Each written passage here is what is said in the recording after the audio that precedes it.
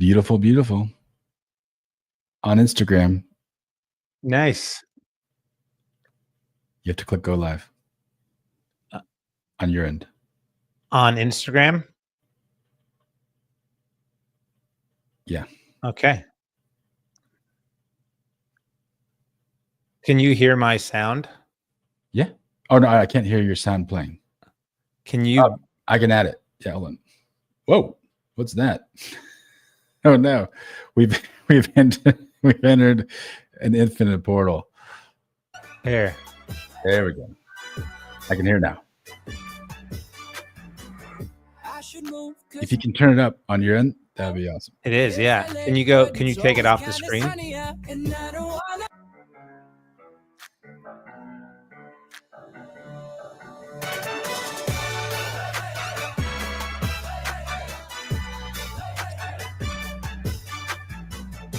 This is AJR. Can you hear him okay? Yeah. We got to figure out a way that I can hear coming through my headphones. Yep. Because it's hard. It's hard to hear it myself. So welcome to another episode of The Infinite Show. Episode number... Now? Episode number now. So I've been working on... I took that one from yesterday and I wanted to make like a... Here's what you missed. If you missed The Infinite Show. So I'll share this with you. And I didn't get to finish it, but I got it down to like 2-something minutes, and I was just playing with order to put them in or to take them out or whatever.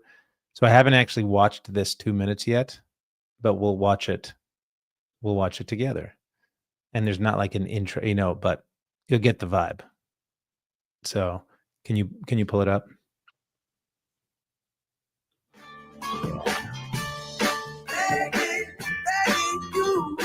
Can you put us on the side?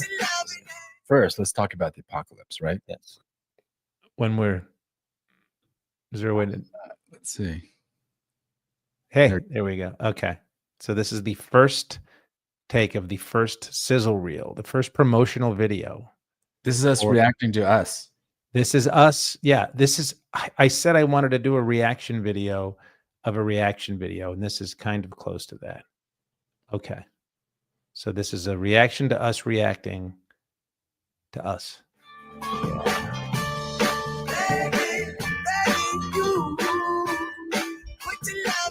First, let's talk about the apocalypse, right? Yes. Who's listening to the Pointer Sisters?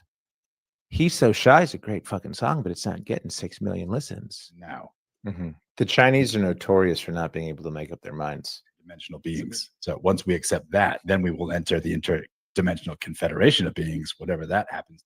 It's absurd, creator. And they took that messenger and made him the Godhead and put him in between you and God. It is such a sad unicorn. To think that we're alone in the universe is absurd in every possible way of looking at it. How would you describe that color? I would call it green. Torah, Torah, Torah, Torah, Torah, Torah, Torah, Tzibalanu Moshe. Aliens are 100% real. Calls it the dark side. These vibrations have been personified by many cultures as demons or entities with a separate existence from their host. Starting to sound. So how do we love each other unconditionally while also having that conversation? There's no alien. And if there is another, we should love the fuck out of the other, because that's what the Bible says, to love the other, to love the stranger. If we meet aliens, let's be nice to them. Here we got the hex codes. Hex code stands for hexadecimal codes. So there's 1, 2, 3, 4, 5, 6, 7, 8, 9, 10, 11. Sorry to keep talking about this, but this is my obsession. It's mathematically, statistically, rationally, logically absurd to think. Is there a connection between disclosure and the apocalypse?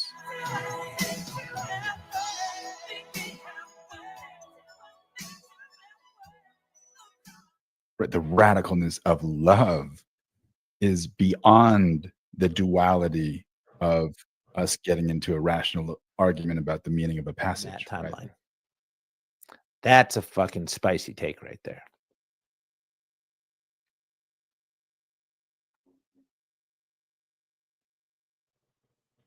First things first, I thought we agreed to wear the same clothes as yesterday. It's funny. I usually wear the same clothes every day, but I love I love a clean, crisp, plain white T-shirt. It's my favorite, and I just ordered a couple, so I wore one today. I could see you being one of those guys that has the same clothes in the wardrobe of your closet. Like I feel like Bill Gates is probably that guy. Hmm. You know what I mean? Like Totally. Steve Jobs like wore the same sweater forever. Whenever he did a presentation, it was like the black turtleneck. That was like his thing. And I just Yes. imagine walking into that guy's closet and it's the same item, but like there's 10 of them or 20 of them. Exactly. Yeah. So like Zuckerberg was that way till they gave him that crazy makeover. What then- they make America great again makeover? Yeah, when he like wears a chain and is like, Yeah. His like, I'll fight you, bro. Look, makeover, that one. yeah, dude, reality's so fucking weird. So, but you get, what do you think about the promotional video? I liked it. It made me want to know more. I That's- think the idea of just cutting up things and sharing little tidbits is powerful. And we say such crazy things on a regular basis. You could take almost any little blob, put it together, and you're like, oh, that sounds weird and terrifying and wonderful. Exactly. There doesn't have to be any full points that get through, but it's like, here's what you missed. And it's just snip, snip, snip. And we probably want to get that in like less than 60 seconds. And so figuring out a way to make one of those quicker and shorter. But I really like that vibe. You're using crossfades, which is a very standard type of transition. There's a kind of like 3 transitions that are like the majority of transitions in film and editing. There's the crossfade, there's the fade to black, and then there's jump cuts. And the internet has just like loved jump cuts for some reason. So you see when people are talking and then it cuts to them like saying the next words and there's no space in between and their jaw kind of moved a little bit like that. Yeah. We could also edit it that way. Like the way your Instagram videos are edited, for example, those are jump cuts. Totally. Yeah. I didn't do anything. I didn't get to actually changing the transitions. I just was, but we got to figure out a way to do it faster and quicker, and maybe even have somebody that could do it. But I think that's good promotional stuff to put up on our socials of just chopping up. I love of course aliens are real. You just got to love with your whole fucking might. The Chinese are, whatever. It's like, what's happening on this show? You It's gotta like all of the punchline. You have to be like, there are no Chinese Jews, but you haven't heard the rest of the beginning of the joke. Yeah, exactly. One thing that's super helpful is that now that it's easy to transcribe videos in real time, you can easily look over a transcript and pick out some of those moments faster than you don't necessarily know what's being said in an old school editing timeline. It just shows you the waveform. Yeah, so that's another piece of getting the transcription of it. Oh, and then can you put up a banner so that anybody who happens to come across our show, the sad unicorn banner? This is how we left off. But what is up with these drones? The one that says like, hey, say something, ask something.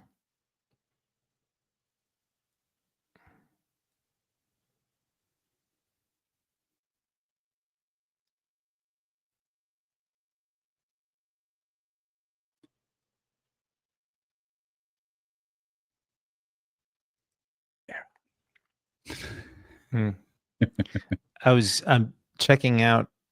I went on Instagram to see if we were going live, and then of course I got sucked in. It always happens. I see.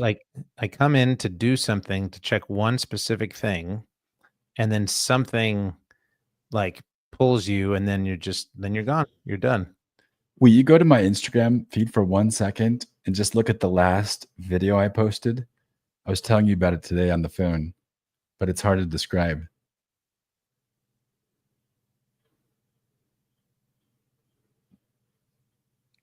Can you go to it on the computer? I can try to, yeah. Because that would be more interesting. Oh, but here, the feminine divine. Yes. Oh, all the things you're thankful for. Okay, I'm gonna screen grab. I am thankful for my friends. These are fun. Those screen grab things. We could make one. Yeah. That's why I wanted to show you. Look at you and Emily. So young and innocent. Pre-children. Oh my gosh. October 13th, 2017. October 11th, 2017. August. Crazy. July 8th. And then October 11th. I don't remember ever seeing this.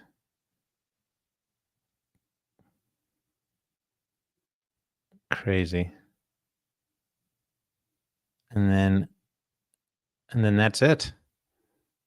That's all you got.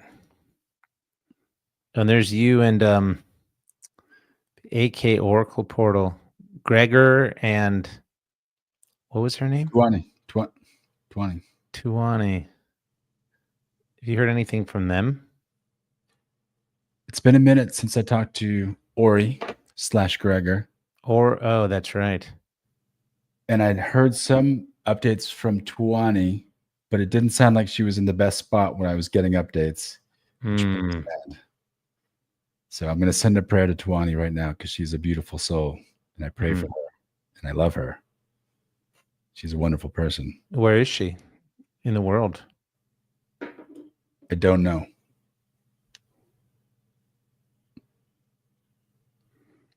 Okay.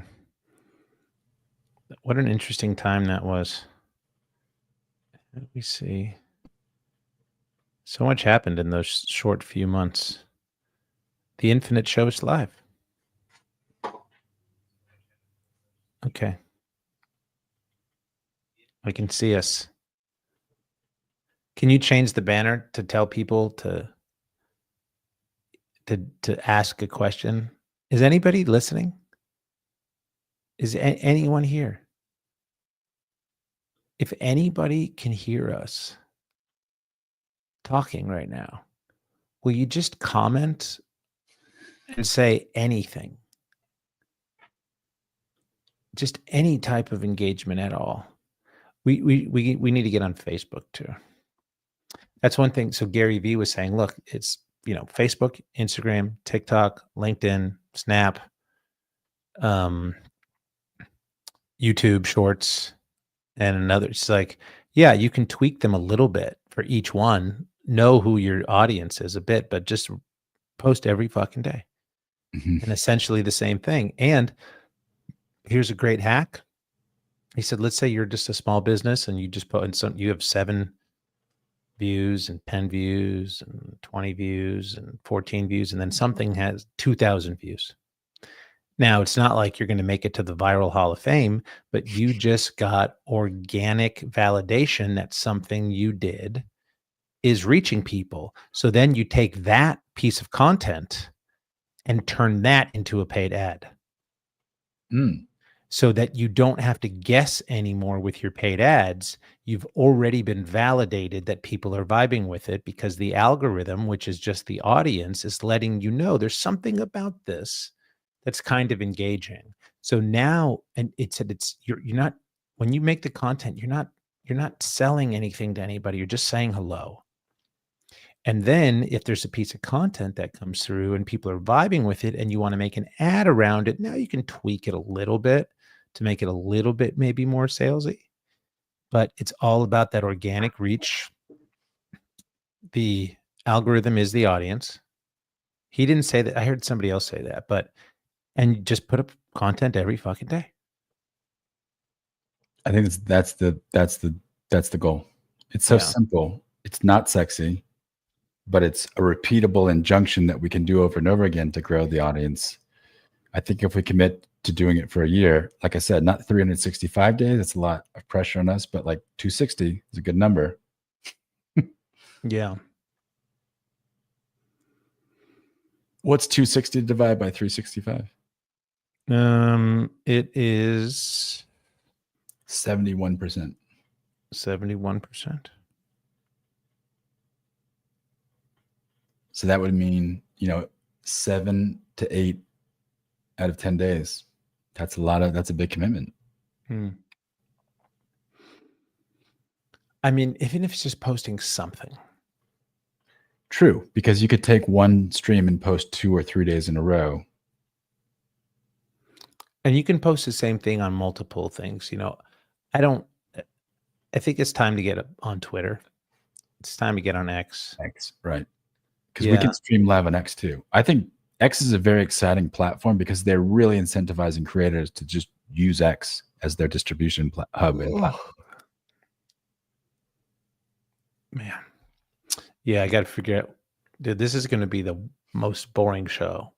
We haven't done a lot, but it's okay. Well, we've already been live for almost 20 minutes and haven't said anything interesting.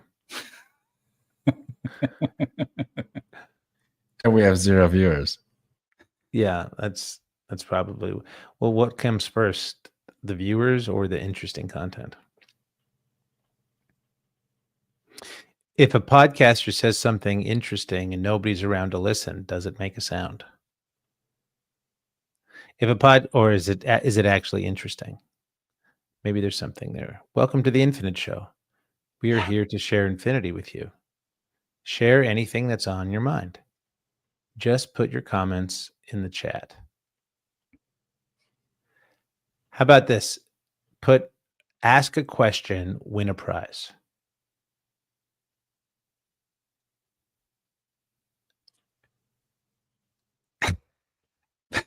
That's going to make the difference. It would. If we change the banner, then maybe they'll show up. People love prizes.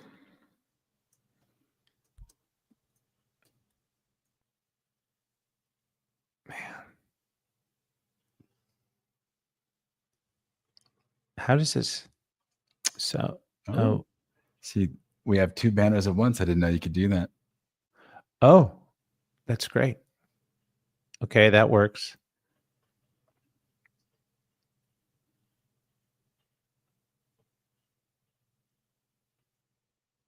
Okay.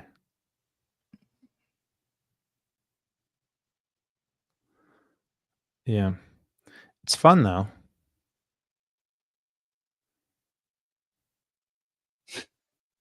There you go.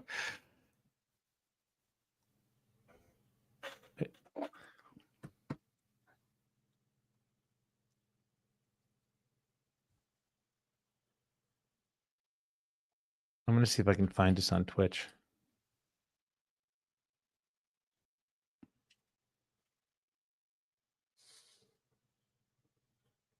Yes, we're live.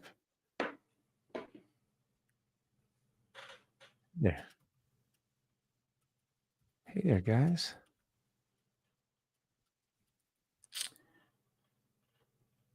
Okay. I couldn't figure out where to easily find the links out to the other live streams, but now I do see them.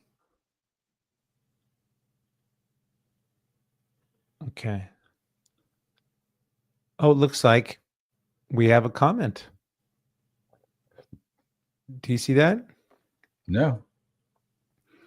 Do you have private chat open? You have to have comments open. Nope. There we go. Yeah. It's from Megasis 1212. Hey there, guys. I have a question. What's the prize? Hmm. That's a It's great. sir. It's a what? It's a sir. A sir?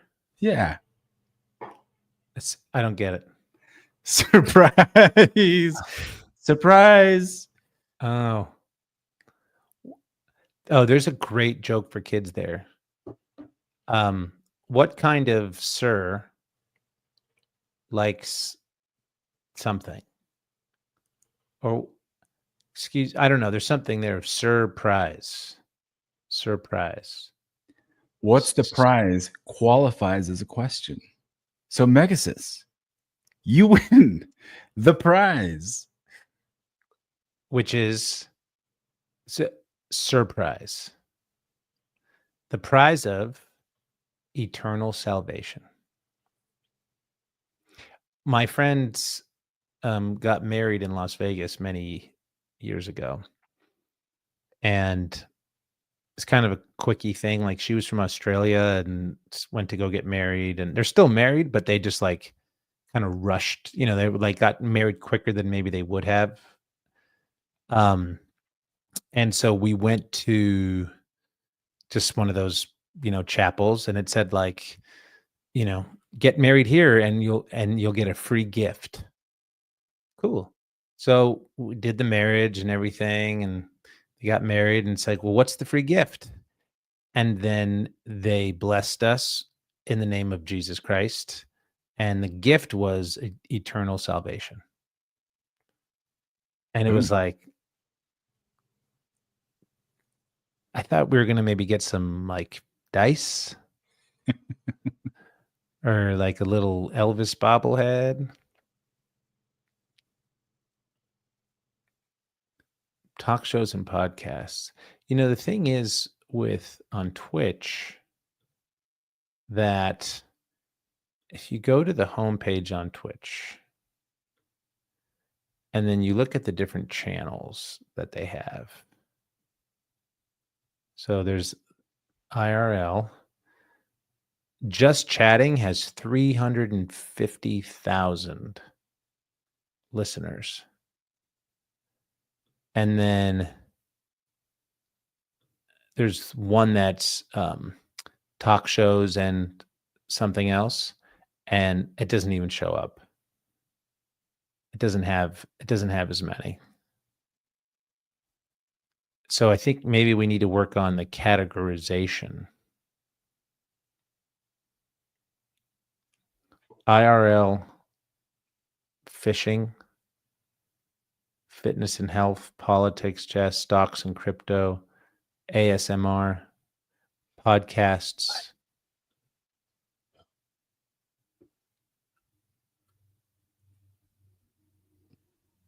Yeah. I don't know. It's just a bunch of fucking jerks like us talking to themselves. That's all anything is. Truth.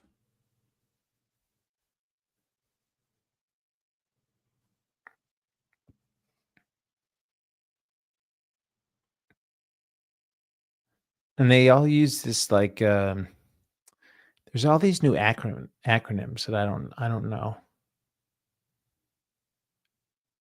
And like large-breasted anime characters. Twitch has a lot of large-breasted anime characters.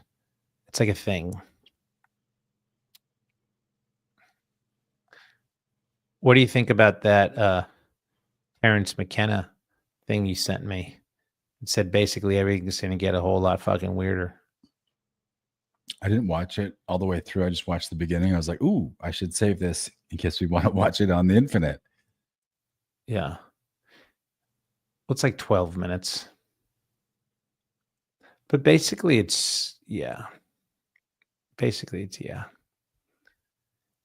I mean, it is getting so fucking weird. But I kind of expect it. Talk shows and podcasts have 1.5, only have 1,500 listeners, but Just Chatting has 350,000. Um, but like this whole thing with the drones should probably be a way bigger deal than it is. It's fishy to me that it's not a way bigger deal. Oh, the Infinite Show is live on Instagram. I just got a pop up on my phone. No, yeah. Oh, now there you go. Now it has 2 listeners. Who's who?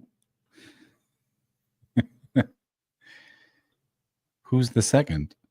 Me. Pegasus? My Iran Zahavi account.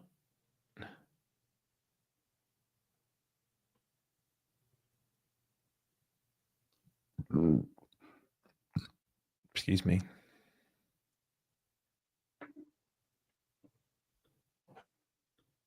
Yeah, I really want to make t-shirts. Let's Oh do my it. gosh, I'm going to be really gassy, it seems like, on this call.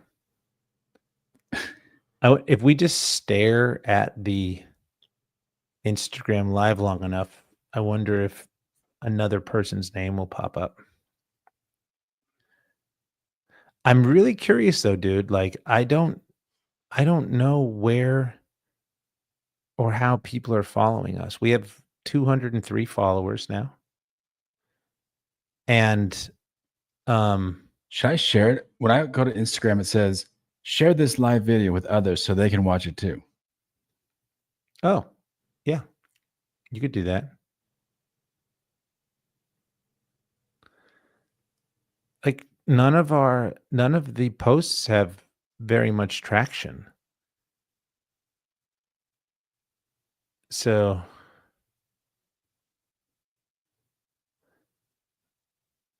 I don't know.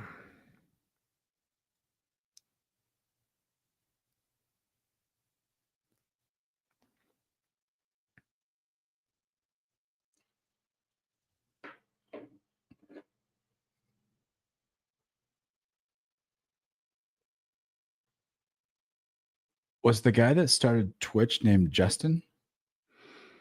I don't know. Could be. What about him? I think I went to college with him. Oh yeah? Are you just realizing that now or I think I mentioned that to you. I just couldn't remember his yeah, name. that sounds familiar. I think it was called Justin TV. He was like, "Oh, I'm just going to live stream everything I do." Hmm. And nobody knew that it would be video gaming that was the rocket ship. Mm-hmm. Right. Is there still a war happening in Ukraine? It's still happening, right? We don't hear about it nearly as much. Well, there's wars in other parts of the world too that you don't hear about at all. Do you know how much money we've given the Ukraine? The U.S. has given the Ukraine? How much would you guess?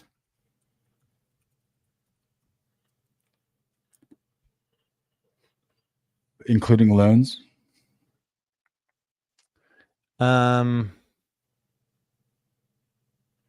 Oh, that can't be true.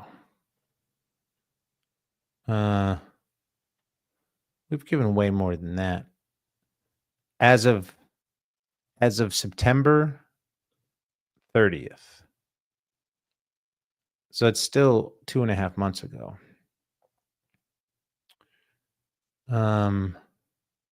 Congress has appropriated or made available nearly $183 billion.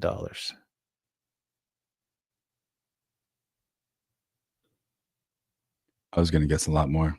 Hmm. I was thinking like $1 trillion or $500 billion. But it's to the point now when the numbers are so ridiculous that we hear 183 billion and be like, oh, okay. I heard a crazy fucking stat recently. Of all of the dollars ever printed by the Treasury in the United States. 40% of them. Oh gosh, I don't. It's one of two dates, and I don't remember which one it was, but I think 40% of them have been printed since 2020. And if that is wrong, then it's like 2000, but it's still something insane. Like our whole monetary system is based on nothing. It's the craziest ruse ever. It's impossible for it to stay in the same manner that it is right now without having some type of correction or, complete collapse. Well, Yeah. the piece that people don't pay attention to enough or talk about enough are the interest payments on the loans we're taking out, because they went from being like a small fraction of compared to our GDP to being like 10%, 20%. Like it's like this gigantic noose around the neck of our country. Mm-hmm. Because at a certain point, you can't afford to pay all the debt back to the debtors. And what happens then when we start failing on our payments? Do you know what our debt is? 30 trillion? 36 trillion. Going up? 36 trillion. Yeah. The debt per taxpayer is 271,000. You know what? I finally have a vision for this episode. This is our "we're going to put you to sleep" live stream. First, we did nothing for 20 minutes, and now we're talking about monetary theory. Yeah. This is our, some people have like lullabies they put on, or like the sound of the ocean waves crashing, or white noise, where you could hear Aaron and AK talk about monetary theory. Put you right to bed. Yeah, when we don't really know anything about it. When we're properly misquoting things we don't understand. And even there, I'm just grouping you in because I'm actually talking about myself. Well, I would say I know just enough to be dangerous, in that I don't fully understand all the machinations of the moving pieces, but I hear a lot of data points that I can regurgitate, but I don't understand the big picture. Yeah. Yeah, Aubrey did a good podcast did a couple recently with some financial dudes. But this guy Robert Breedlove, and he's a freedom maximalist. So he's all in on he's like a libertarian freedom, sovereignty, basically just what I'm hearing a lot too is like Bitcoin and gold. That's where it's at, because there's when there's something that has a finite amount, then it's can't be as manipulated. Like when you can just print more money and somebody can choose that, and that type of manipulation. I have a question. I mean, gold has thousands of years of history of being used as a monetary thing. And there's actual use cases for it in physical and industrial applications. So it is a precious metal that's used in electric, use cases. But at the end of the day, there's a certain degree to which it's just an agreed upon store of value, like as arbitrary as the way you just described money or fiat money. So there is something agreed to it. There is, I guess, some relative arbitrariness, but it does have an actual use case. Well, so diamonds, they're a lot more plentiful. But I mean, gold is more utilitarian than diamonds. Sure. It's no. Diamonds have incredible applications and industrial applications, but there's not a shortage of diamonds. Like gold is a there's like very little gold on planet Earth. The total, I heard this, the total amount of gold It's like in 2 the Olympic swimming pools. one could fill one Olympic swimming pool. I know they just found a deposit of gold in China underneath a known ore that's like one of the biggest deposits ever found, if not the biggest. Hmm. When I think about gold, I think about the fact that gold was placed behind other jewels and precious stones. Do you know why? When they like Hmm. put the jewelry or the stones or the crystals like into a setting, they would Why? often put gold behind it because the gold reflects more light. Hmm. So it causes the crystal to shine more or more And bright. there's a frequency. That's another thing they talked about. Like there is a frequency to gold. People that are sensitive to energy, and it's It's an atomic element. yeah. But The like, so silver could be a store of value and has been historically just as much as gold. And there's been epochs in history where people were all about them silver bullion, like the Spanish, Yeah. way more than even the gold. Yeah. I think that could be a good and also platinum and palladium. Those are the 4.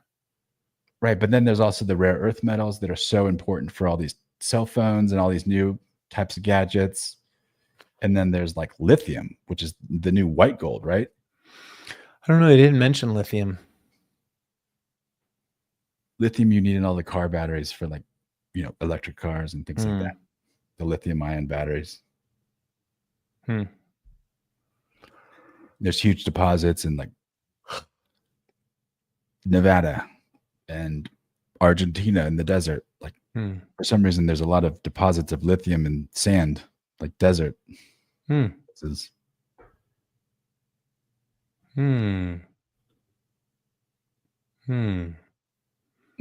The German says to wait here.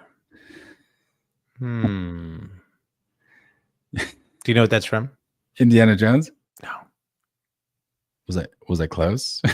Not exactly. 3 Amigos. I love that movie. It was $80 billion. The gold deposit found in China is estimated to be about 80 billion.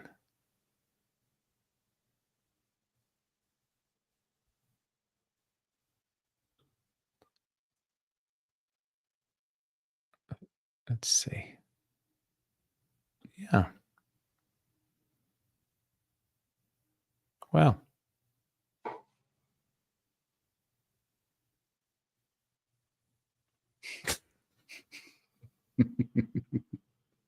Here you go, Gary V. Here's our post for today. We did it. Is it working?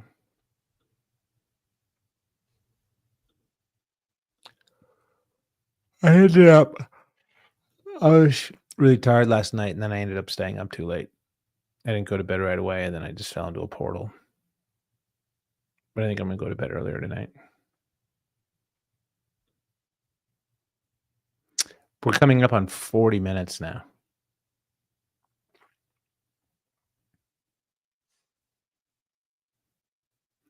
That's how it works in the infinite. Sometimes it's just not very interesting.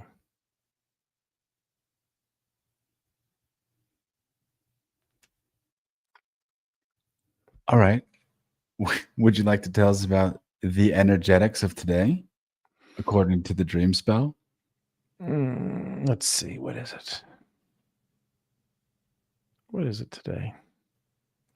We're still in this synchronicity portal. I'm feeling it. We're definitely still in the wave spell of the red earth. Today is the white rhythmic wind. So it's which day of the wave spell would it be? It's the 6th day of the wave spell, reaching the middle point. Today, we are asked to organize in order to communicate. balancing breath. We seal the input of spirit with the rhythmic tone of equality. And we are guided by our own power doubled.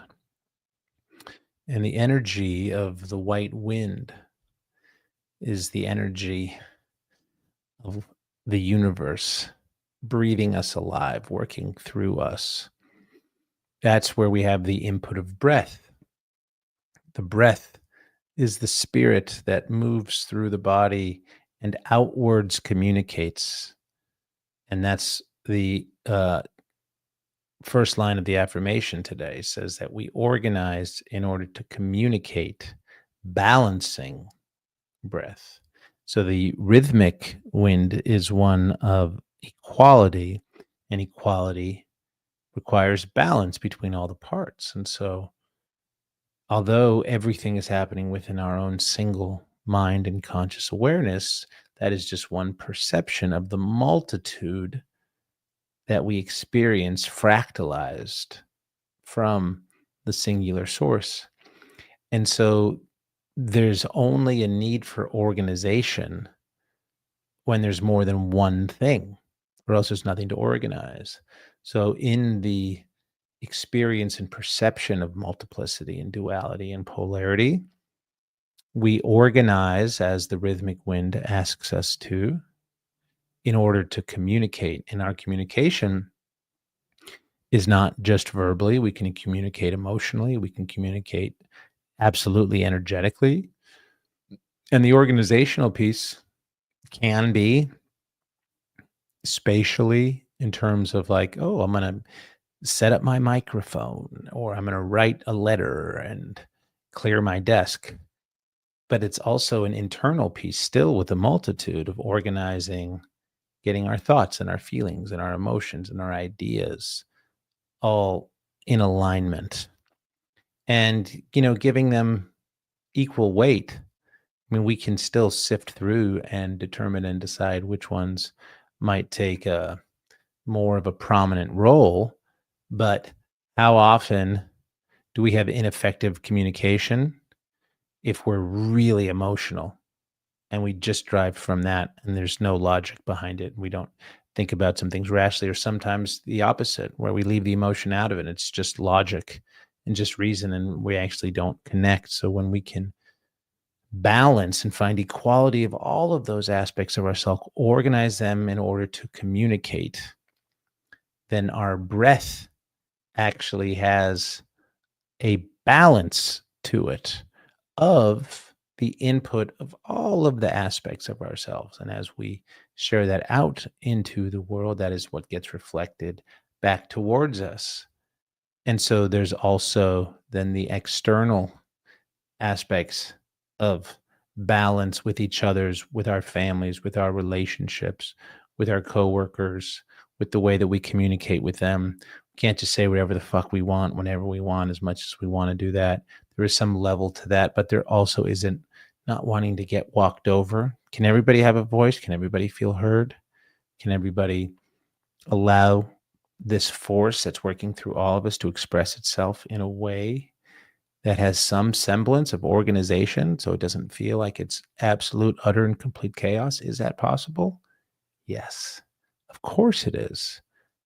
Why is it of course possible? Because it's the most profoundly intelligent thing that could ever possibly be. It's impossible for anything to be more intelligent than the one thing that is, or else it isn't just the one thing. And so if it has the most supreme, utmost, indescribable, total intelligence, then within that absolutely is at least the possibility of an organization of perceptions and thoughts and feelings and emotions that can connect and cohere together in a way that is positive, generative, all feel heard, all feel seen, all feel received, while also having the space to provide that for the other aspects of self, so that they can receive from them. And it creates this beautiful infinity loop of giving and receiving. And that is the communication of which spirit works through, so that the one beautiful infinite creator can experience itself through the perspectives and eyes and ears of each of us individualized fractals, and the communication we have within each other is just God speaking to itself. So that's today. Hello? Hello? Hello. Oh, hey. Hello. Hey, That hey, was you're so back. good. That was You're back. fantastic. We went from 0 to 60 in terms of quality of content. Great. You just drop in to another level of beauty when you do that. You know, I'm glad that or I'm happy to hear that, because when I'm sharing, I have very little semblance or awareness of if what I'm talking about is landing or makes sense or has any validity to it whatsoever. So that's good. It's good that you think that.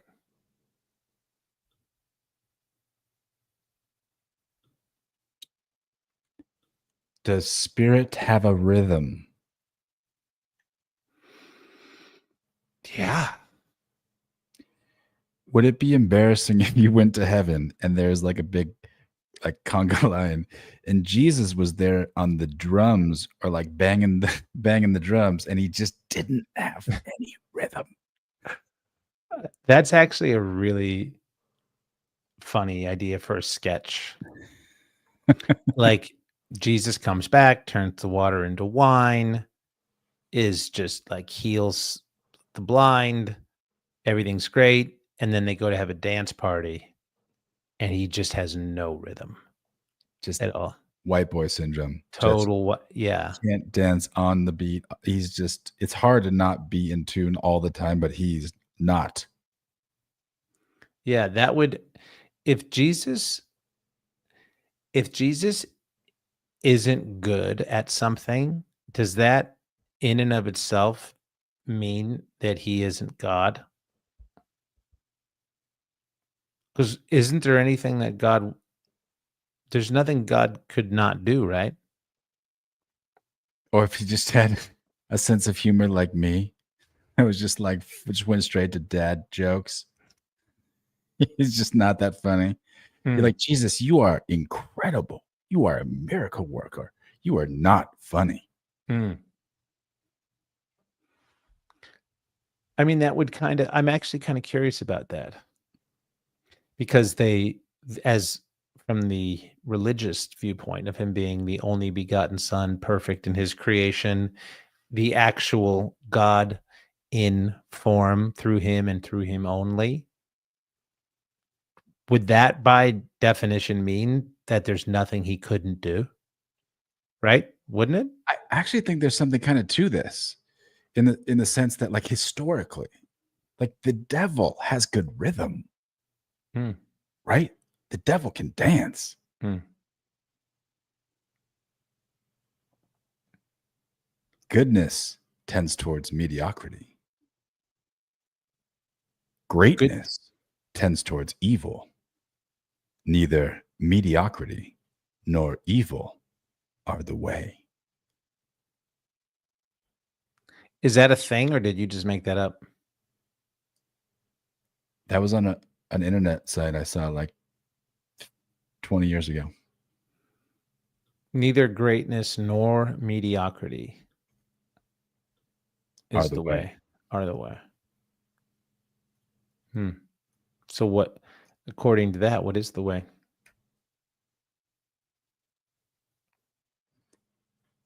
You have to be more than mediocre, and you have to be great without being evil. I don't buy that premise that greatness is evil. Didn't say greatness was evil. Said greatness tends towards evil. I don't agree with that. Do you believe that to be that greatness tends towards evil? Well, I think it's important to define some of the terms, right? So Hitler would be the name that people throw out in given metaphors, but he's a person that changed world history.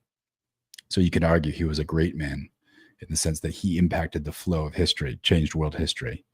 But you couldn't argue that he was a good man, that he brought goodness to this earth plane.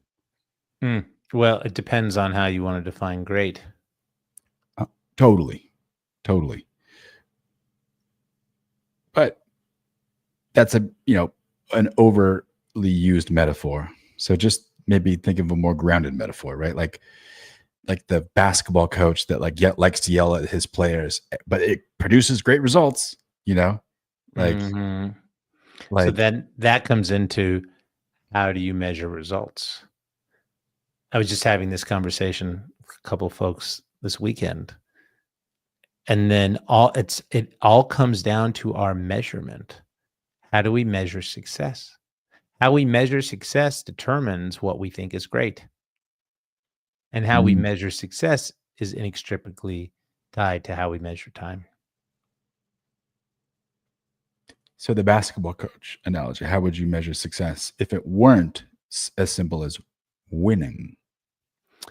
What if everybody tried their best? They worked really fucking hard. They gave it their all. They had fun. Even if doesn't mean that they didn't care, but if they just did their best truly,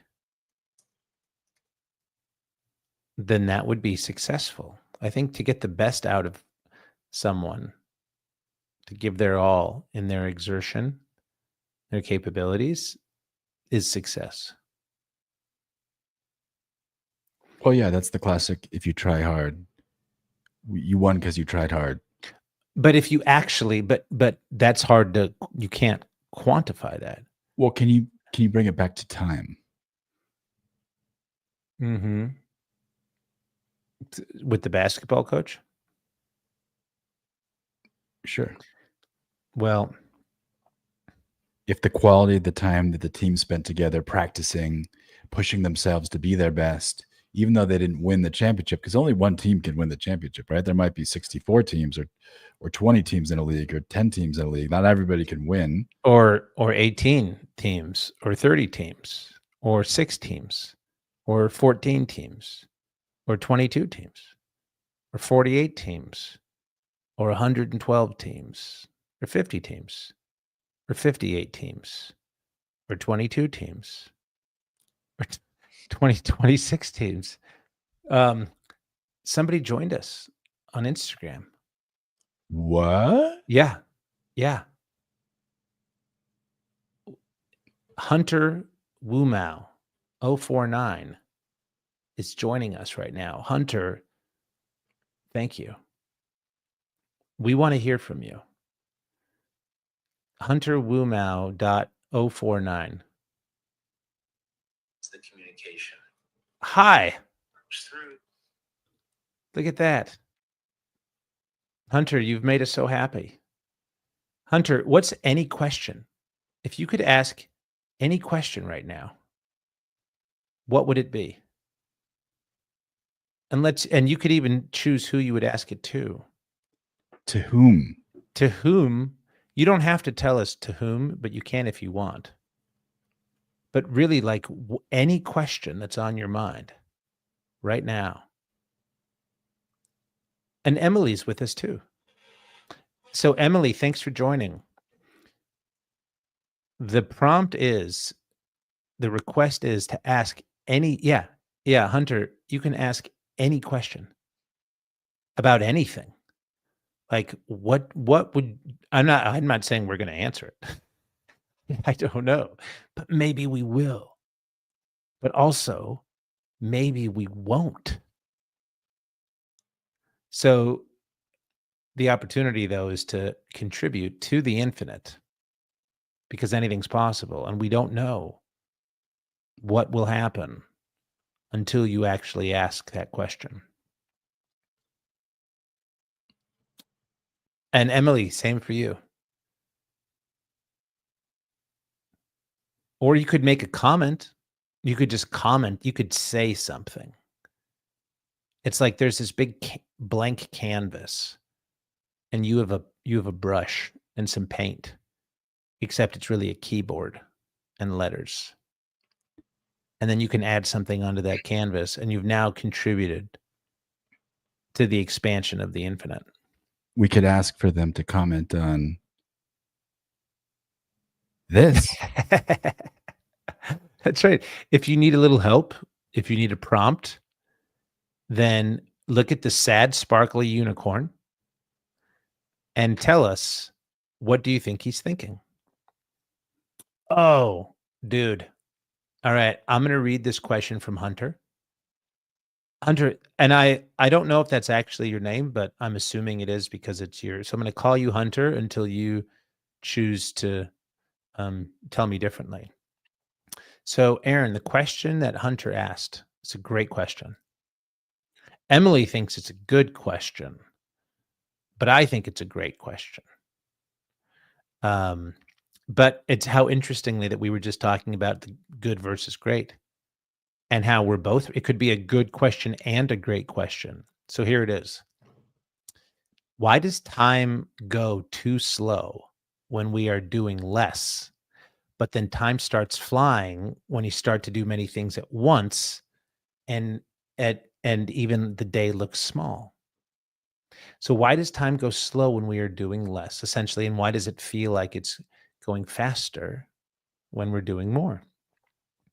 Hunter, you have stepped in to a beautiful exploration of time, and here's the answer. And we were just talking about it. I don't know when you joined, but we were really actually talking about this.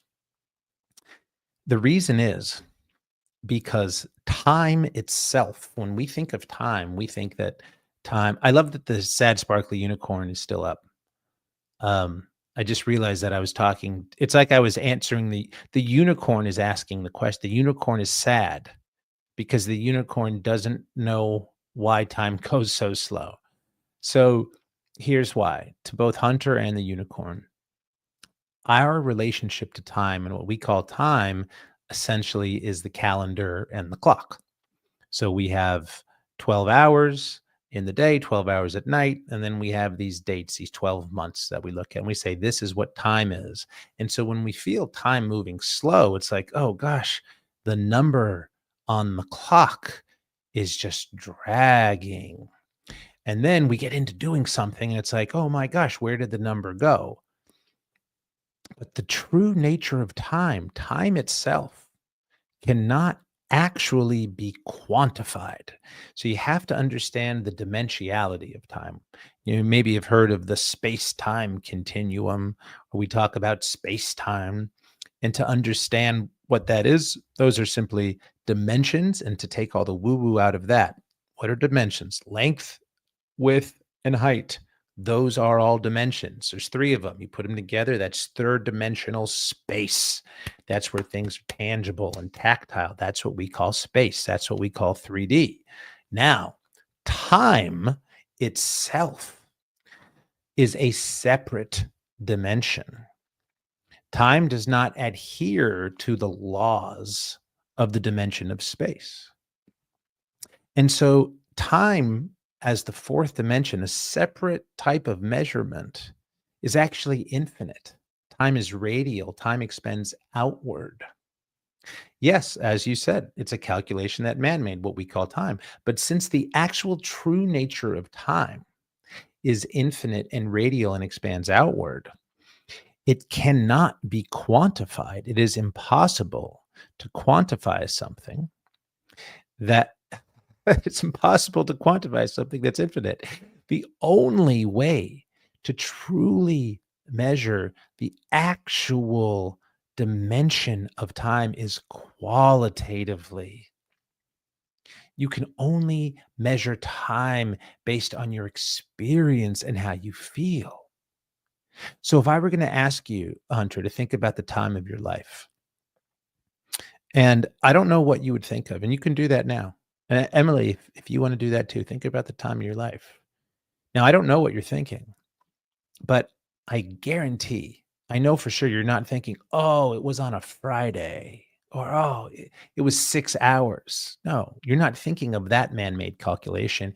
You are actually coming back into an experience. You're even potentially feeling it somatically, but you're in your thought of thinking of the time of your life was a time of probably joy and excitement and inspiration. And in those times, when you're in a flow state, when it doesn't matter what the numbers say or the man-made pieces say, the artificial pieces, and maybe you're having a great conversation, maybe you're working or writing, maybe you're making love, maybe you're meditating, something in a flow state at that in those times. What does Monday mean? What does 5:30 mean? They literally don't mean anything. And then the quality of that time is completely determined based on the qualitative expression of your own energy.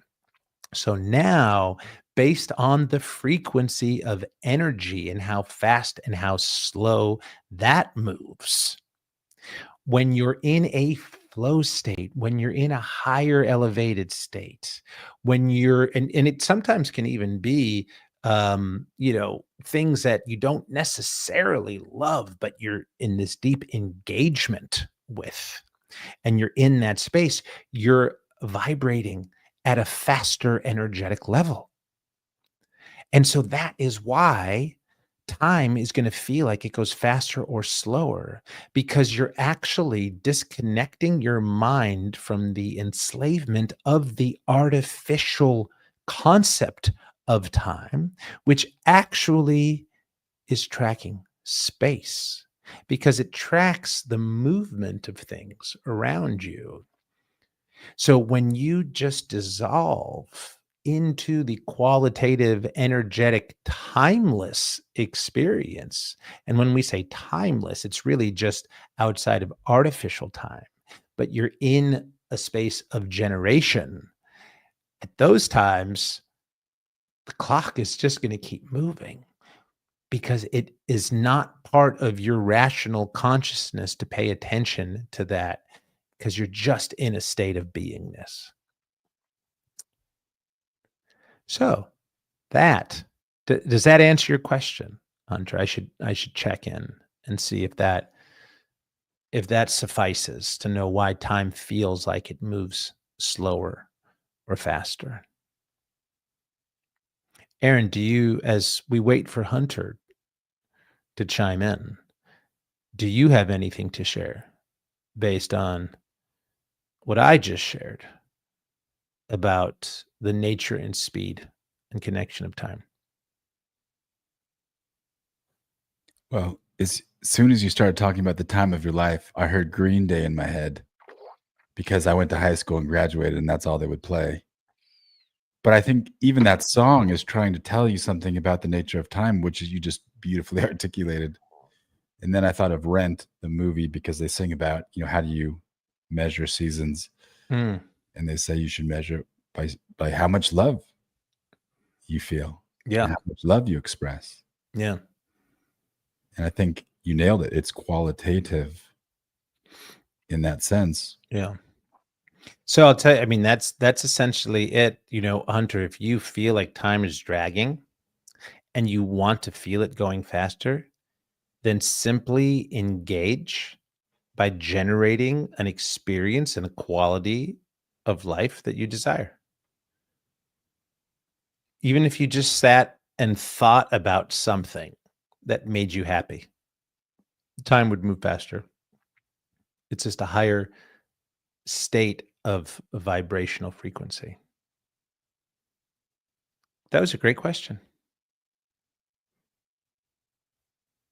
So, Aaron, what prize does he win? Oh, you changed the banner. But we did say that if you asked a question, you would win a prize. So, Aaron, what prize does Hunter win? I was going to go with you choose.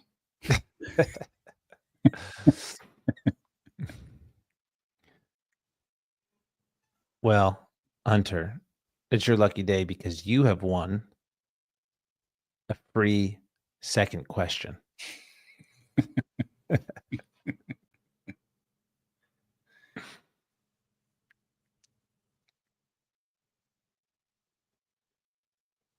I think we should just sit here and be quiet until something else comes into the chat. That would be very suspenseful for anybody watching or listening, waiting to see if something else comes through.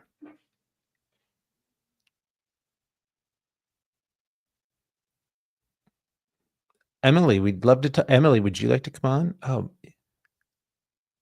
Oh, great. Hunter says he's new to the live show, so we should introduce ourselves. Thank you for that. Guess what? We're new to the live show too. This is an experiment that we're doing. It's an art project. I'm Iran, and this is Aaron. And this show is called The Infinite Show. And the reason it's called The Infinite is because it's about everything and anything and nothing. Because anything's possible in the infinite. And so this space is a permission for us and anyone to talk about anything the fuck we want at any point. And some of the stuff is going to be really empowering and inspirational and informative. And some of it will be playful and silly and ridiculous. If you were here for the first 45 minutes, it would have been really fucking boring. We weren't talking about anything interesting. Anything imaginable is possible. Absolutely. You know, that's the thing with the infinite. The human mind cannot grasp the infinite because if there's any semblance of a border or of a number or or beginning a beginning, yeah, that's not it. It's just one thing. The infinite is not many. The infinite is one. And so it's impossible for something to not be possible in the infinite because there is nothing else but it. It's just the thing. There's no duality. There's no polarity within it. And so our imagination is a part of the infinite. And while the entirety of existence exists within our own imagination, within our own consciousness. And if that feels like a far out concept, here's an easy way to prove that. I want you to think about something or imagine something beyond your imagination. Can you do it?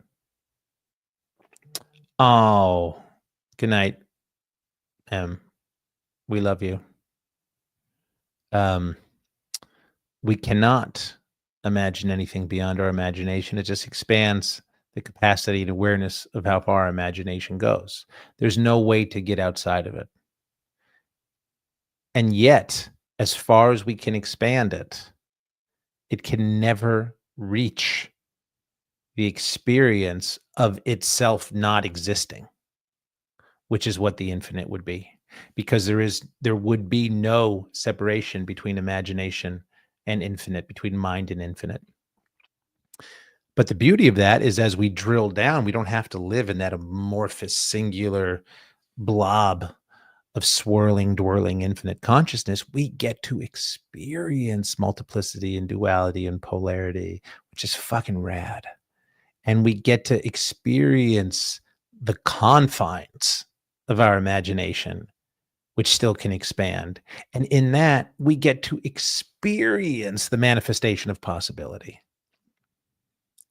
So Aaron Hunter says, I really like these things like liminal spaces and space and encyclopedia and deep ocean. It feels nothing, but it has everything. The space between, as Dave Matthews says, because space isn't empty, right? It's full of stuff, full of energy. It's sparkling like our pony, our unicorn, sorry. The phrase that keeps coming up for me as I'm listening to you is this idea that we spend our time, right? Like there's like a limited capacity of time, and then we get to spend it. Like, how would you like to spend your time, right? And how would you like to spend your attention?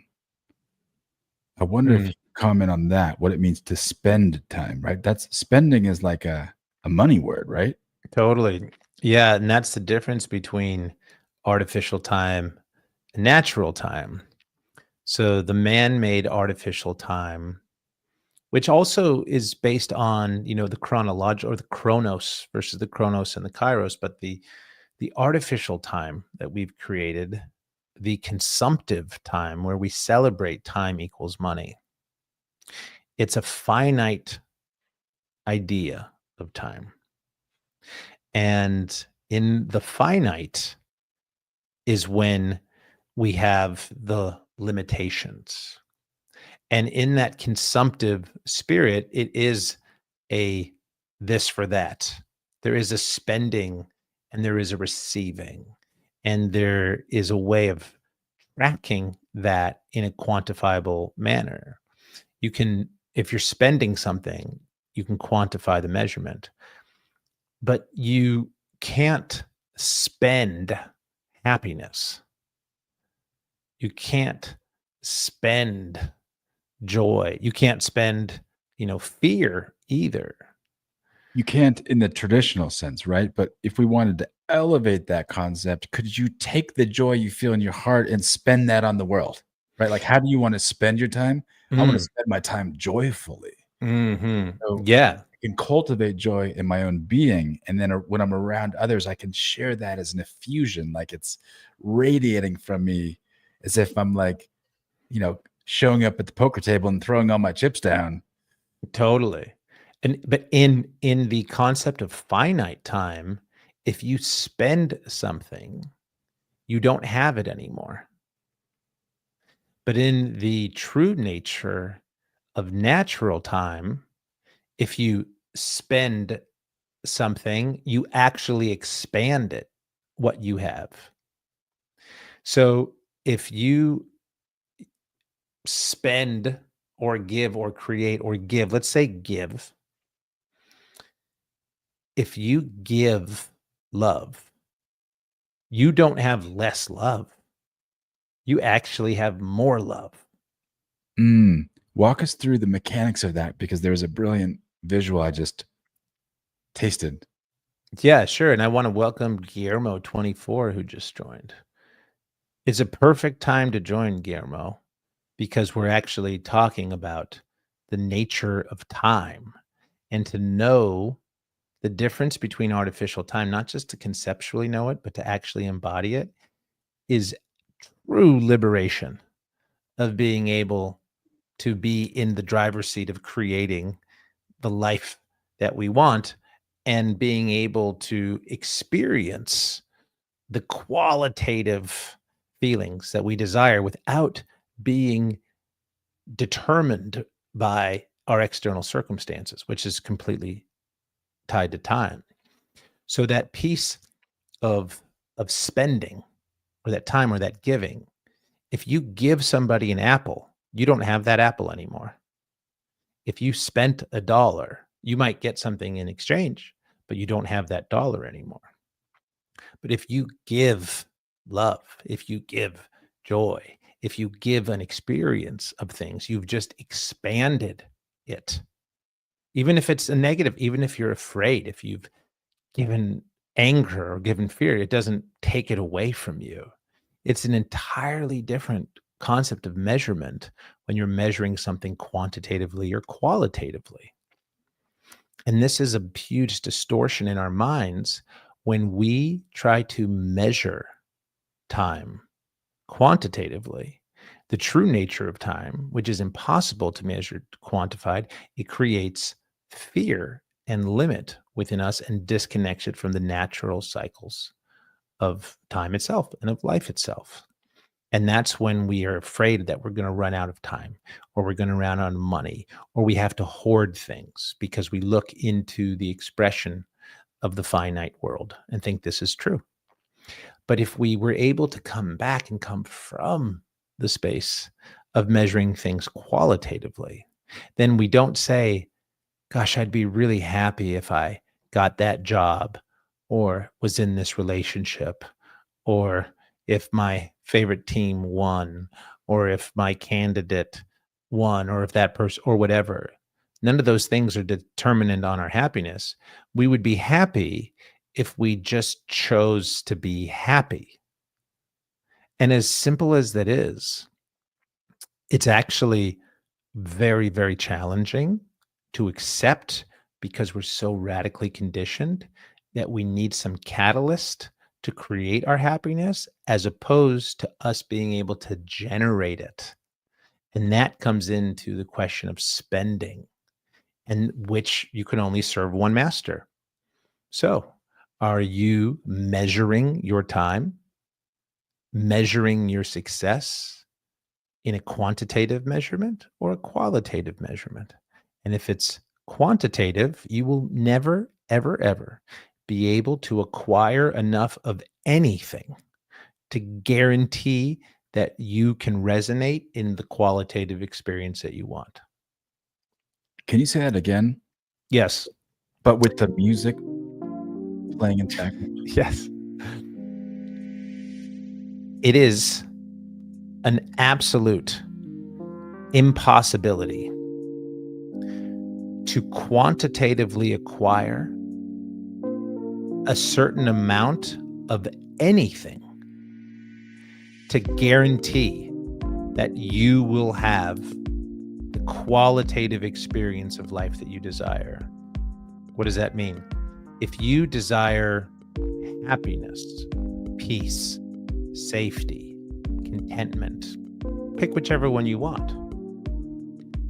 There is no guaranteed amount of money, friends, likes, houses, trips, you name it, anything that can be quantified. There is no guaranteed number that says if you get this amount of this thing, you will now be happy, content, peaceful, joyful. It's impossible. And this creates the loop. This creates the dangling carrot that we chase after. This is the primal distortion. This is the primal piece of separation. It's not just separating us from God, it's separating us from self, separating us from our own source, our own creative ability, which at its heart just says, I want to be happy, so let me generate and create the experience and quality of happiness, regardless of what my external circumstances are. How do you choose happiness? Do you just say yes over and over again? Yes. Just say yes to everything. Yes. Yes. Yes. Yes. Let's try it now. Yes. Yes. Yes. Yes. Yes. Yes. Yes. Yes. Can you say no? No. But no, say yes. No. See, it's not even about the word. It's literally about the energetic. Right. That's what I meant by saying vibration. yes by saying no. Yeah. Because you're saying no, but you're choosing no. You're No. saying it with full sovereignty and Yes. full conviction. There's no Yeah. waffling. No. Yes. What it is, it's, if you have something, and now what it also should clarify, what it's not saying is to not feel life. It's not saying don't take on the full experience of what is happening around you. It's not saying to not feel sadness and anger and grief. It's not saying if something happens to you that is challenging, that you don't go through struggle, or that you don't cry, or you don't feel those emotions. No, feel all the feelings. Feel them wholly, feel them fully, feel them somatically, feel them mentally, feel them emotionally. Understand all aspects of the human condition. And then once it begins to dissipate a bit, it's not the initial rush. Let's say if you're out in the ocean and there's a crazy fucking storm going, you're not going to just be, oh, well, look at that, I'm going to, pick some coconuts. You're going to hold on for dear life. Sometimes that's all you can do is hold on for dear life. And sometimes when you're in like this tough spot, if there's a fucking tiger chasing you, you got to run, right? But once you get back to the cave, once the storm settles, once you're down, and you can kind of just take a breath, that moment, you can start to apply the process that you have through free will to release the experience of whatever it was that you just happened to navigate through. And if you have this fear or this anger or this sadness, you can look at it. You can observe it. You can be aware of it and think, gosh, wow, that was really fucking scary, or that hurt so much, or I don't know what to do right now, But if you take the witness perspective from a cellular level view, and you can view it, and you can start to separate the objective from the subjective, and you can look at the objective situation and circumstance that happened. There was a storm. There was a tiger. I got fired. She cheated on me. He died. My money isn't in my bank anymore. Like whatever actually happened, and separate that from the subjective of this is the worst thing that's ever happened in my life, or I was betrayed, or he's an asshole, or, I'm going to be in so much trouble, or my life is over. All that's subjective, right? Those are all stories. Those are all the meanings that we give to things. And so when you can separate the two of them, and you can recognize that the objective things themselves, in and of themselves, have no inherent meaning. Nothing does. Nothing in life has any inherent meaning, which is easy to say when it's not something really challenging. If it were to rain and you were having a birthday party in your backyard, and you'd think, oh, how unlucky, how unfortunate for the rain, curse the rain. This means that my party's ruined. But your next door neighbor, who you didn't invite, might have a garden that needed to get watered, and he might say, bless the rain. Thank God for the rain. I love the rain. So what does the rain mean? Is it positive or is it negative? Is it good or is it bad? It's completely based on perspective. The exact same rain. There is an objective consequence of it. It falls, it gets things wet. That happens. But what does it mean? Entirely determined on your own experience. Now, if your birthday party needed to be canceled or rescheduled, sure, it's understandable that you could feel disappointed or discouraged or upset.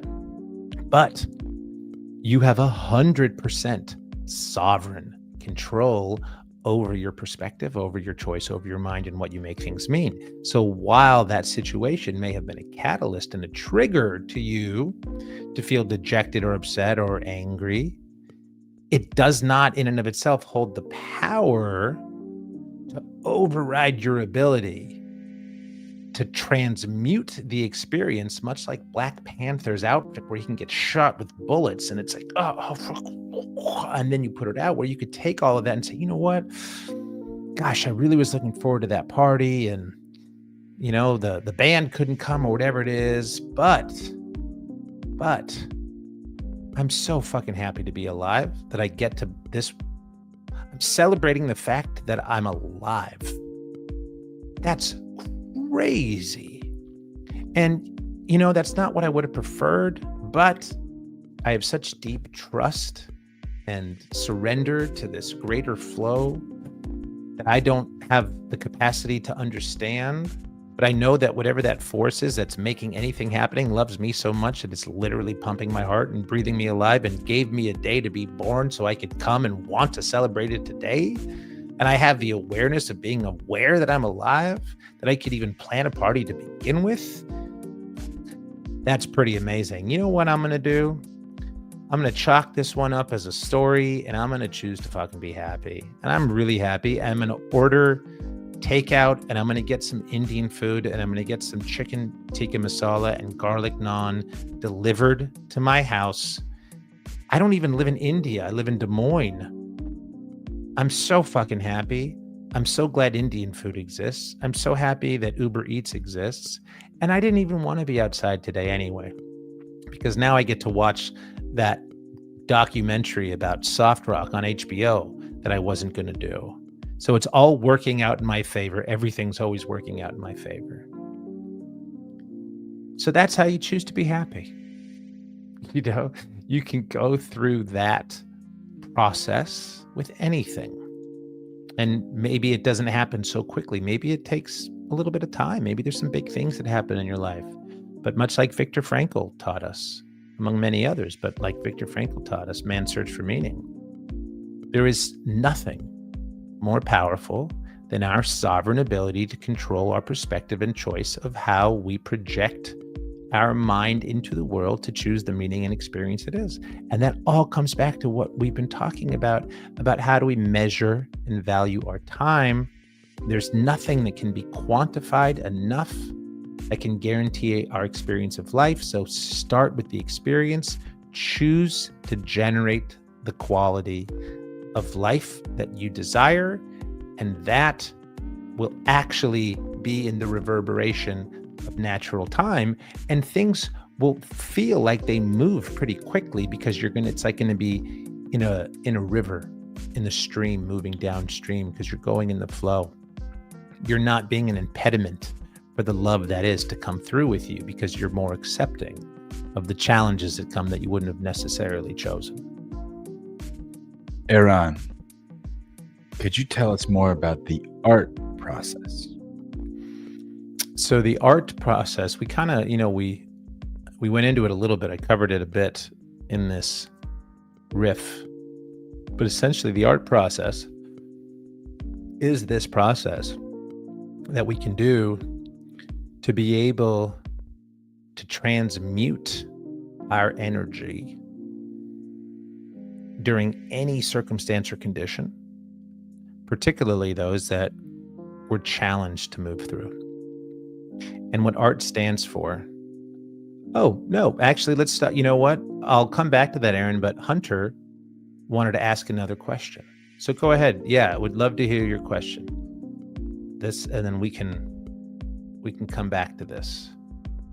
And for Eurelian 37, as well as Guillermo, if you have any questions or comments about anything, it is so welcome in the infinite. Your contributions are literally a contribution to life itself. And that's the beauty of the infinite, is because everything is just an expansion of our own self that's exuding this energy of our consciousness into existence. And sometimes there's music and snacks, which is cool. So I'm guessing that Hunter's typing his question right now. You know what? I have an idea, Aaron. And Hunter, I don't know if you'd be interested for this. You can tell us as you're typing your question. We can bring you on the show. We could bring you on the show. If you wanted to come on video, and we could talk and see each other, and you could share, and we have a way to do that. So you can let us know if that's what you want. If you want to just type your question into the chat, that's okay too. He could come on video with no video. He could just talk. You could He doesn't have to show his face. He could just share his voice. No cameras. Some people don't like that. Yeah. It's all, as you said earlier, anything is possible. So, oh, okay. It's a long question. That's great. It's probably a thoughtful question because it's a long question. So you go ahead. You type that out. It's all good. We've got time. It's all we have. The art process. We acknowledge the situation. We acknowledge the circumstance that we experience. We separate the objective from the subjective. And when we do that, we can recognize that the subjective meaning that we've given to that situation, even if it's understandable, and this is important, it's not right and it's not wrong. So if something happened to you and somebody did something like really fucking shitty to you, and then you have a really horrible feeling about that situation, maybe you were injured or hurt or, God forbid, worse, and you're carrying trauma with you, or you have really negative feelings about a person or a place or a situation, and you carry that with you, or somebody really did you wrong and you're just fucking pissed. All those feelings, they're not wrong. They're not wrong feelings because there is no right and wrong. Inherently, we get to choose that. But now what happens is we have a culture that teaches us and trains us and tells us that until the person that did us wrong apologizes or is brought to justice or has some comeuppance, until that happens, we're not able to actually resolve it within ourselves to be able to move on. And that's such fucking bullshit. It's so disempowering and it's so not true. And I heard a interview with, if we remember, Jussie Smollett. And I'm not going to go in, that's a whole thing. And I bring it up because I don't actually want to talk about what that whole thing was, because it goes off the rails in another direction. But Jussie was being interviewed. I think it was Good Morning America by Robin Roberts. And even though before we knew that this wasn't real, but again, that's another thing. But Robin asked Jussie, if the people who did this to you are never brought to justice, how are you ever going to heal?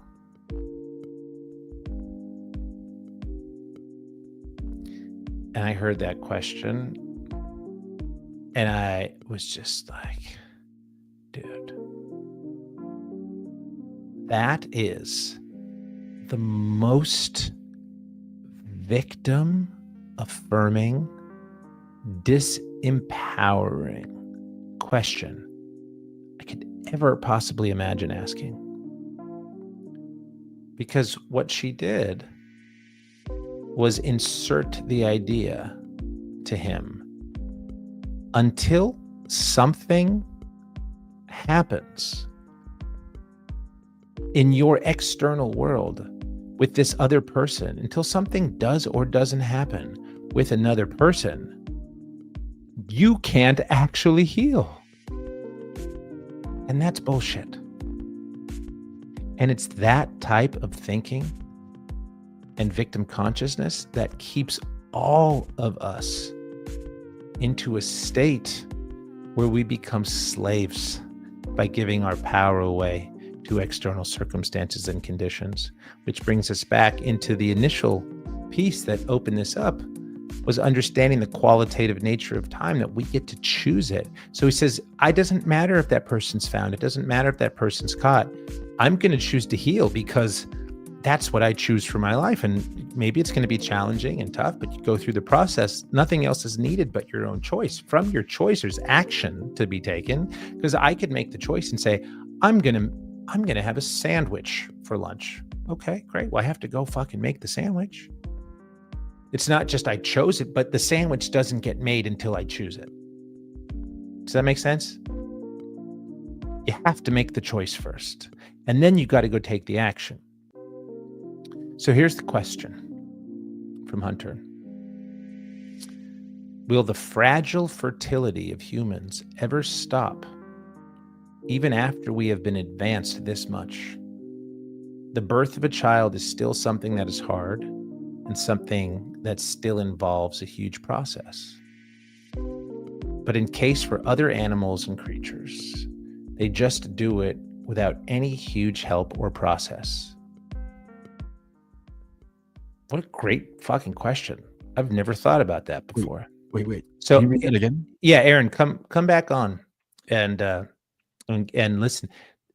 Hunter raised a question or a thought to consider that I've never spent time to contemplate or to consider at all.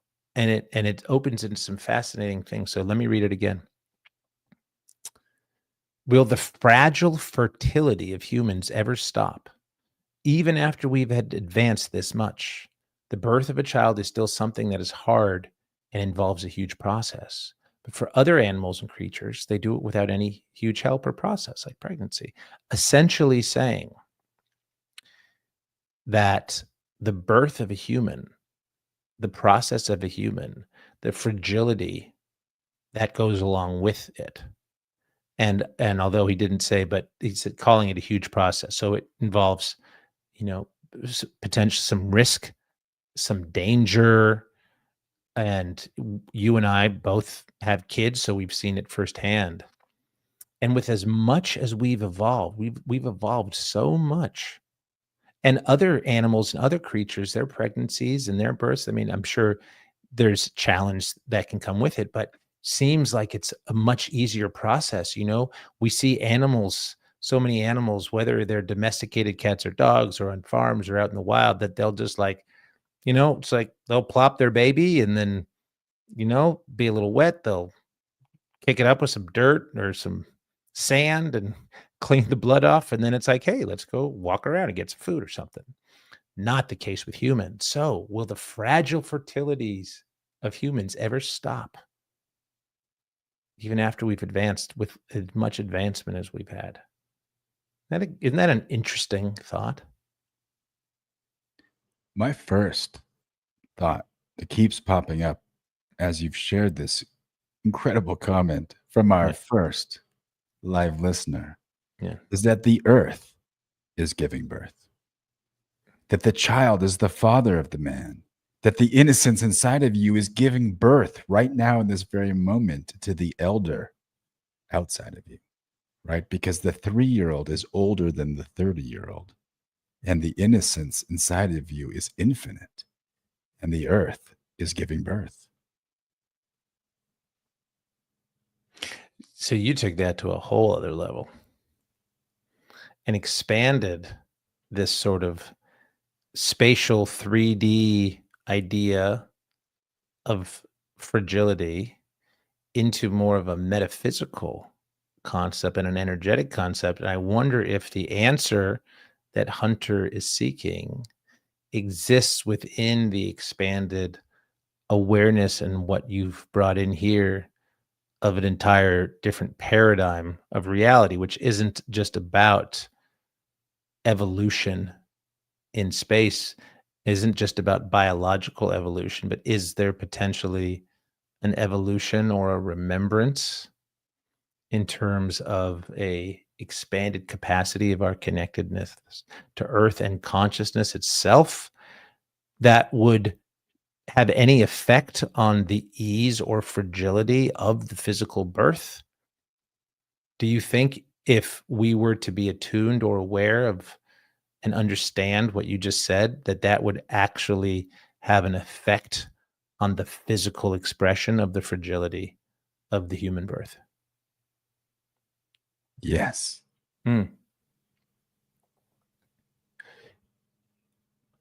Leaning into my intuition on this subject, right? It's like, a woman or an animal goes to a safe space to give birth. You need that safe space to then fully let go and be raw in your emotions, raw in your screaming, raw in your fragility. And I think that there's like this yearning on this earth plane now to find those spaces so that people can let go and go through this cathartic process, which is us giving birth to the next version of life on this planet. Mm. And I mean that both metaphorically, but also physically. This is a physical transformation that's happening. We've Yes. always been changing shapes. We've always been changing forms. We're going through that process now, not only on an individual level, but on a collective level. And of course, those two things come together, right? The next Buddha is a Sangha. We are giving birth to the future that's yearning to be received. Hmm. So as we allow for that birthing of consciousness, and I'm picturing something future but also ancient, and thinking about where you said, the mother that goes for the safety, and now so many of us, it's like you go into hospitals and it's sterile and all this, and it's a different energy of birth. And I'm picturing, what if the woman was surrounded by just like singing bowls and water and peace, and this higher awareness of consciousness. If that in and of itself, if she's in a meditative state and there's peaceful music, and could there be things that could happen of challenge? Of course.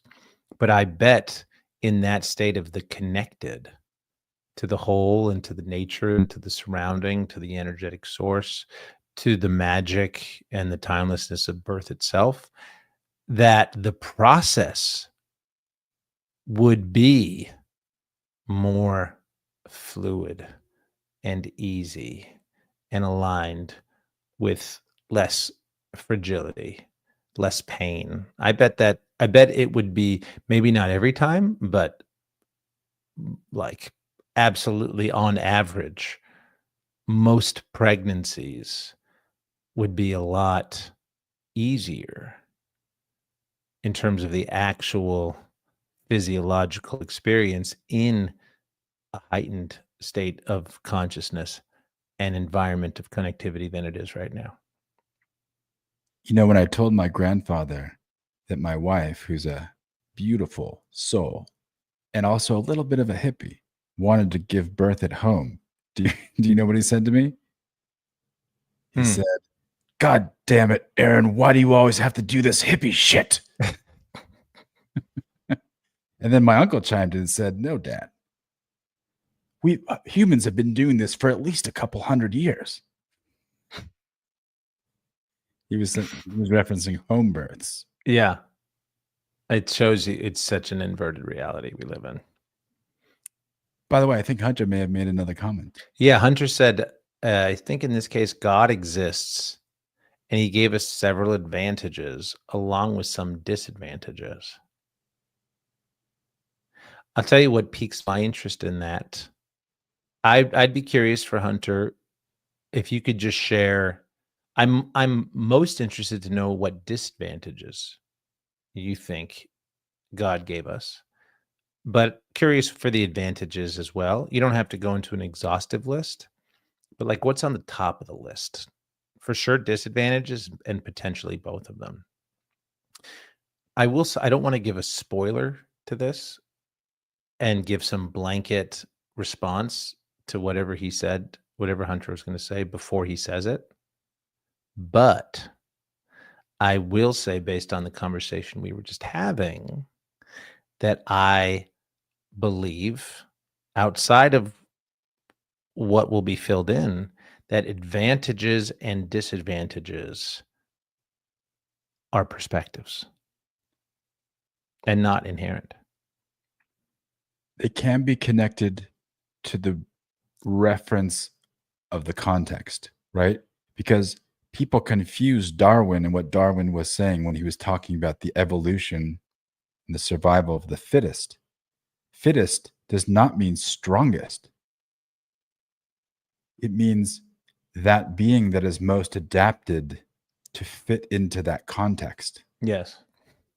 So it's the most adaptive Yeah. that survives. It should be called survival of the most adapted. Yeah. Yeah. Malcolm Gladwell wrote a book about David, called David and Goliath. Is that what it was called? Was it called David Yeah. and Goliath? I think so. And it was essentially about this exact conversation. And he talked about many different things, but particularly David and Goliath, in that the way that we tell that story is that David defied all the odds, that Goliath had all the advantages to him, and David was the underdog and was able to incredibly slay the giant against insurmountable odds. But Gladwell tells the story where he says, well, you know, even as it's shared, that Goliath was a giant, was a beast. And if you really looked at that, what he could have been, he could have had this growth disorder. He moved slowly and he lumbered, and he had all this armor on him. Had all of these weapons. So he had all this stuff. And he even said in the scripture, said, you bring him closer to me. I can't see him. So when he looked at something, his eyesight wasn't good. He was just this beast. And David was a shepherd boy, and he was extremely skilled in being able to use his, what's it called? The thing that Dennis the Menace would use. I always forget the name of it. That thing where you pull the rock back and you let it go. It's not a slingshot. But what you David twirl it, right? You twirl it with the rock inside of it, and then you. Yes, exactly. But basically like a slingshot, but it has a rock, you could throw it. And so as a shepherd, that was something he became incredibly skilled at, to be able to hit like a slingshot, whatever it was called, that he used to be able to chase away or hit, the animals or coyotes that were coming after his flock. And so he was very skilled because he wasn't trained in hand-to-hand combat. That's not what he knew. And so here's this giant lumbering ogre that doesn't have very good eyesight, that is weighed down by these weapons and by this armor. And then here's this person who's incredibly trained and skilled at being able to throw weapons from long distances. And he hits him right between the eyes, and he says, we're all told that David was able to go past all of these incredible odds to slay the giant. But the truth is that Goliath never had a chance. And I love that story, because where in our lives do we look at things that we think are disadvantages? But actually, if we understood the true nature of what they did, of what we learned from them, of how we can apply them, that they're actually advantages for us.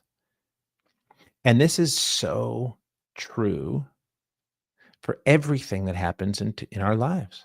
Every challenge that we go through, every difficult experience is a training ground for us to learn, to expand, to grow. Every failure that we've had, that we would call failures, are all things that we learned from, that we can continue to evolve.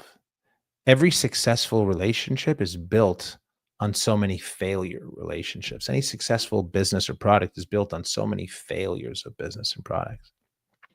And so where we can think, oh, what a disadvantage, all these disadvantages, we have these disadvantages.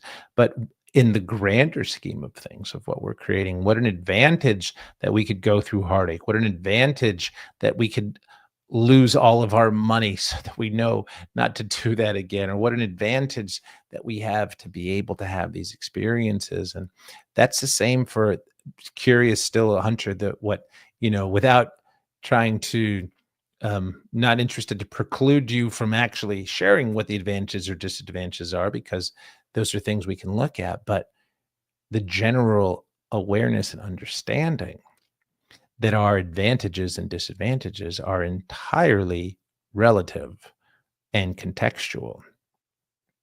So, look, I'm on a wheelchair and I'm not able to currently use my legs.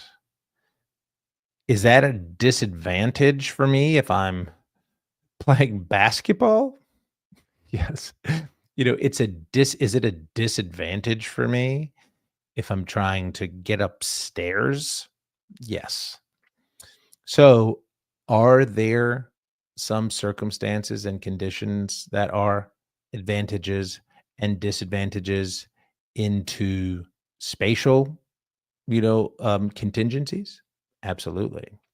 But this goes back into how we measure success and how we measure time.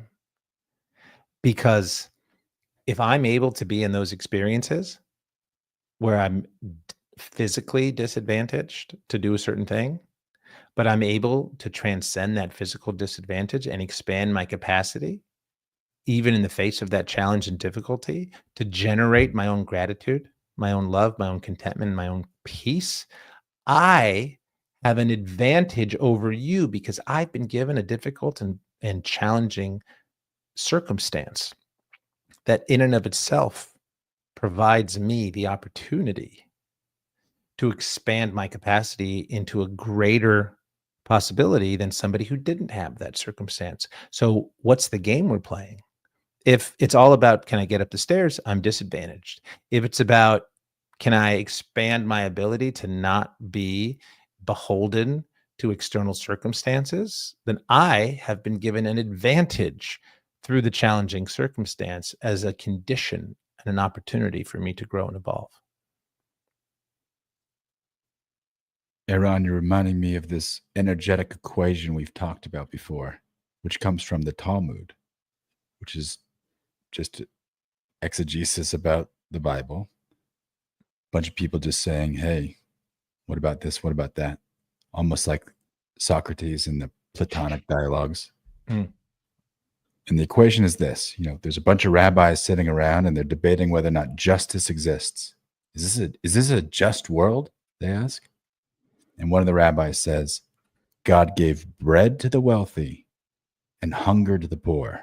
Therefore, the world is just. And when I heard you talking about advantages and disadvantages, that's what was coming up for me. And that's what I mean by an energetic equation, right? Like the artist who is hungry makes better art than the artist who is rich and complacent and fat and happy. Mm-hmm.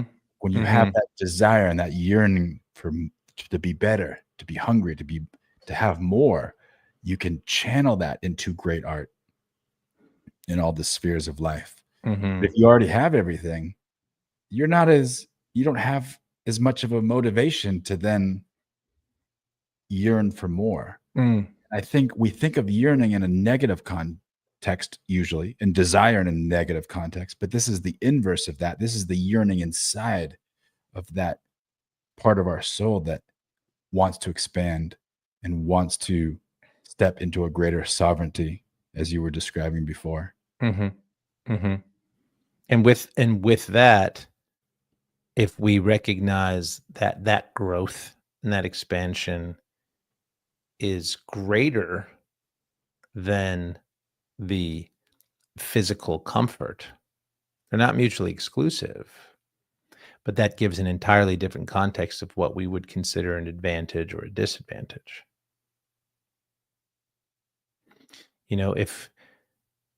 If we always won if you were a kid and you won everything, and then you got older and then you lost something, and you didn't know how to handle it, and it like would break you, then that was a real disadvantage that you won all the time. It just doesn't, I mean, think of sports. It just doesn't require as much introspection after you win. Mm. But when you lose, you're forced to confront the reality that perhaps you could have done things differently or prepared differently or brought a different strategy to bear. Mm. But yeah, and it's all the game? The game is growth. The game is how do you win? And that's it. There's micro games in life. And like there's actual games like sports. And in the artificial time or in we think of winning of like, oh, I made all this money or I bought this house or whatever it is. But those are the micro games. The macro game, it is an infinite game. How do you win the infinite game? It's by having a qualitative experience of life itself that is in the vibration that you desire, which for all of us truly would be love and joy and happiness and peace and contentment. Nobody desires to be like, you know what? I want to be really fucking miserable. I want to be really upset. I want to be really, disappointed with my life. Nobody wants that. But how can you learn to create that, to generate that? How can the hungry learn to hunt? If they were always given bread, they'd never know how to go forage and hunt. Hunter says the disadvantages, I think, is no longer disadvantages, as they aren't that important now after we have survived all the hard years already. You're reminding me on TikTok, and I have never really been on TikTok, but there was a post that went viral such that people started writing news articles about this post that went viral. And this guy was talking about, from an evolution perspective, humans have been around, this is me quoting him, a couple 100,000 years, but it took millions of years of evolution to get us to where we're at. And we're just not, from a biological perspective, adapted to the modern lifestyle and the modern world of sitting in front of a computer and being sedentary all the time and dealing with all the stressors and all the chemicals in our food and airstream and water streams. And we just weren't we don't even have time to have adapted to this new normal. And yet here we are trying to make sense of this chaos. And yet we don't think it's chaos. But that, I think, maladaption. But and I hear that and I get it. It checks all the boxes of the science story that is emerging, but I don't feel that way at all. I don't feel maladapted to my world. I feel a gratitude and a different vibrancy. Do you ever feel discombobulated? Absolutely. One more thing to be feeling. I don't think we use that word enough. Like generally. I think that's a great fucking word. I'm not, whether it's appropriate or not, I think that there's space for this to be used more in conversation.